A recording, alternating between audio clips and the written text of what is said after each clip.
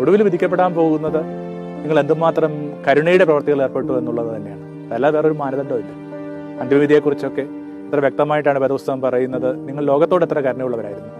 വിശന്നവന് നിങ്ങൾ അന്നം കൊടുത്തു. അന്നം എന്ന് പറയുമ്പോൾ എന്തുകൊണ്ട് അറിവും അന്നമാണ്. പഠിക്കാനായിട്ട് താല്പര്യം ഉണ്ടായിരുന്ന, പഠിക്കാൻ സാധ്യത ഉണ്ടായിരുന്ന കുട്ടിയെ പഠിപ്പിക്കാനായിട്ട് ഏതെങ്കിലും തരത്തിൽ നിങ്ങൾ സഹായിച്ചിട്ടുണ്ടോ? അതൊക്കെ അന്നമാണ് വാസ്തവത്തിൽ. അല്ലെങ്കിൽ ഈ നല്ലതിനു വേണ്ടിയുള്ള ദാഹം, ഈശ്വരന് വേണ്ടിയുള്ള ദാഹത്തെ ഏതെങ്കിലും തരത്തിൽ ഉണർത്തുകയോ ഏതെങ്കിലും തരത്തിൽ ശമിപ്പിക്കുകയോ ചെയ്തോ? അലഞ്ഞവന് നിങ്ങൾ തണലായിട്ടുണ്ടോ? പരദേശിക്ക് തണലായിട്ടുണ്ടോ? ഏതെങ്കിലും തരത്തിൽ അപമാനങ്ങളിൽ പെട്ടുപോയ ഒരുവന് നിങ്ങൾ പുതപ്പായി മാറിയിട്ടുണ്ടോ? നഗ്നനെ ഉടുപ്പിച്ചിട്ടുണ്ടോ? രോഗിയുടെ അടുക്കല് സദാ ഉണ്ടായിരുന്നു. പിന്നെ ഇങ്ങനെ ഓരോ കാര്യങ്ങൾക്ക് തടവറയിൽ പെട്ടുപോയവർക്ക്, ഓരോരോ കെണിയിൽ പെട്ടുപോയവർക്ക്, ഓരോരോ ഇടങ്ങളിൽ കുരുങ്ങിപ്പോയവർക്ക് അവരുടെ അടുക്കലേക്ക് നിങ്ങൾ എത്ര പോയിട്ടുണ്ട്? ഈ ഒരു കരുണയുടെ പ്രവർത്തികൾ കൊണ്ട് തന്നെയാണ് ഒരാളുടെ ജീവിതം വിലയിരുത്തപ്പെടാൻ പോവുക.